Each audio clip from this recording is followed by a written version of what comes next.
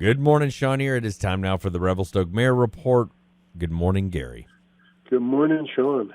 Announcements have come out that we no longer have to wear masks. What does that mean for walking into city-run buildings? British Columbians will no longer have to wear masks in low-risk indoor public spaces.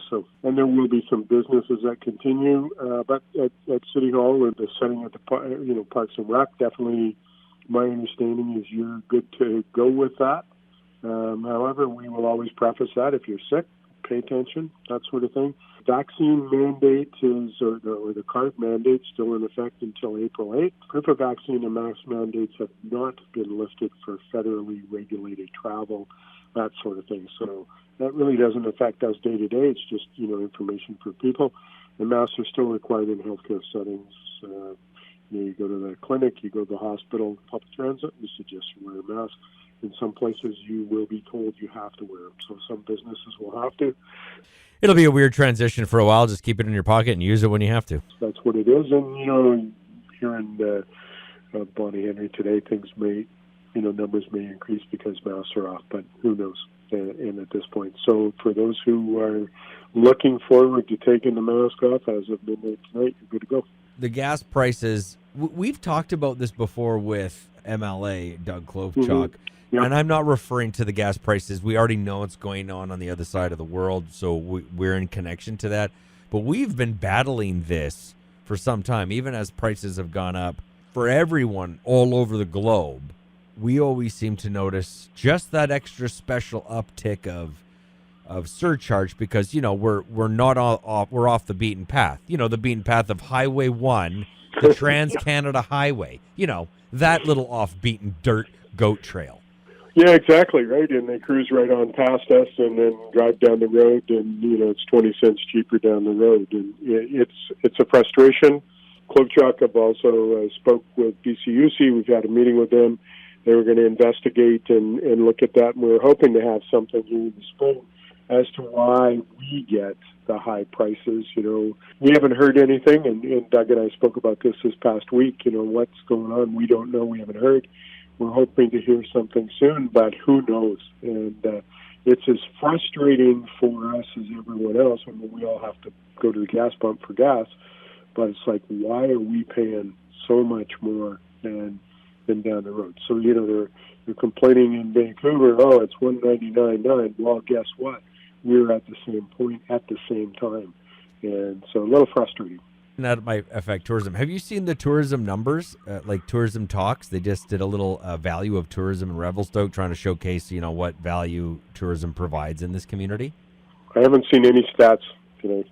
244,900 same-day travelers enter and leave Revelstoke within a 24-hour period and account for 12% of Revelstoke's total visitor spending. Pretty amazing, isn't it? We keep thinking in our mind, we have 7,500 people, 7,600 people, 7,100 people, and then we say, we double it. Then you hear 244,000. You're like, holy bleep. Yeah, exactly, right? Well, it might affect what's going to happen in the spring when we have all of our Zoomers come through, but at the same time, you know what? I don't even feel like we have a shoulder season anymore. It's only like a couple of weeks. It's kind of the way it is now. It used to be 2-3 months, and we're still all in the same boat, trying to find staff, trying to find housing for staff. How do we move forward? It's that vicious circle. And it just keeps perpetuating. And this is going on all over the place. Houses going up, houses being bought up, and for prices that make you go, holy smokes, that was the Lever house. How was that? And I'm sure you can attest to that. Absolutely. We look at that too and go like, what? Anyway. How many times have people looked at Realtor or whatever and seen a house that they either partied in, grew up in, or a buddy lived in, or it was their mother-in-law's old house, and you're like, holy smokes, that house, I know this house happened this, and this had this, and it had studded here, and the bathroom inside, and they got the laundry list of things that aren't worth it, and yet, bam, $1 million sold. That's it, and then we're seeing, an increase of 10% over asking or whatever. Yeah, it's pretty rough go for people trying to be in that market in our community. Oh, the Downey housing project is still in the planning stages 3 years after the land purchase. It seems like something's being built, but I could be thinking that's a totally other project. Do you know where we're at kind of with the Downey housing project? And was that for low income or subsidized living or no? It's going to be some of each. Definitely designed because it's a BC Housing project. It will be subsidized. There may be some market price in there, but for the most part, it's some sort of subsidized, and that depends on people's income as to how that works. We just did a public hearing on that on Tuesday, so I can't discuss any further regarding that and can't accept any more information, but those sorts of things are coming to council, and we'll see how that moves forward, give their opinion, and we'll see how it goes. Okay. And the committee that was looking at the Revelstoke Grizzly Plaza renovation, I really don't even want to call it a renovation or a revamp, but they're looking at the idea still about the downtown core.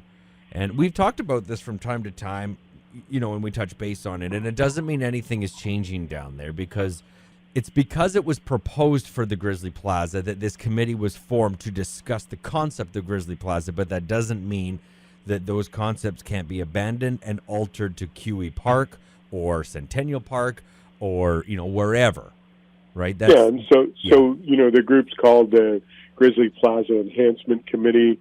There's people at large. There's, two of our councillors on there chairing that. And so they're going to give it a real good look from all different directions. How can we enhance? And we're not talking about how can we get it. We're talking about how, we can make it better, that sort of thing. So contrary to what you've seen, there is that option.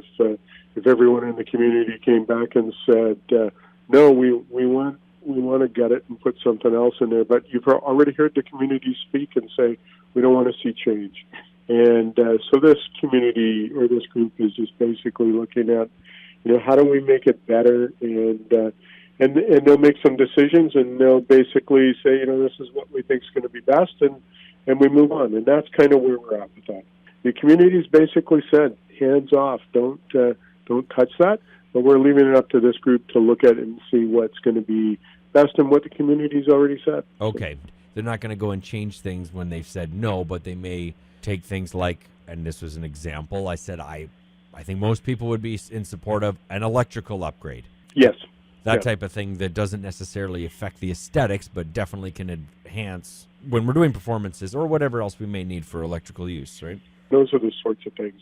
When we're talking about enhancement, we're talking about things that are going to make it easier to utilize the facility. I think that we should have a brick, a really specialized little spot with new bricks, and it's just the merch brick, for Martin. I think we got to have a Martin merch brick, don't you? I think that might be a good idea. So you're going to have to figure out how to build it because Martin was the only one that knew how to do that. Right. Okay, I guess we have a problem with that, don't we? That's good. Anything else before we wrap it up? A couple things. So Heritage Management Questionnaire is now available on Talk Revelstoke. So the questionnaires are to collect community ideas and to understand what Heritage Revelstoke's all about, its places that matter, and the future of heritage resources. So definitely it's available, Heritage Management Plan /Talk Revelstoke on the city website, and it's there until March 20th. And then in Parks, Rec, and Culture, currently working on summer programming for the Leisure Guide. So we'll once again be compiling summer camp calendar for families. Like to invite any organization or business hosting camps this summer to send us your details, and we'll add it to the calendar at no cost. So email information to prc@revelstoke.ca. And registration's now open for March break swim lessons. So those who want to take some lessons during the school break, now's the time to register. And that's pretty much it, Sean. All right, Gary, have a great weekend, and we'll check in with you next week. All right, take care. Thanks again.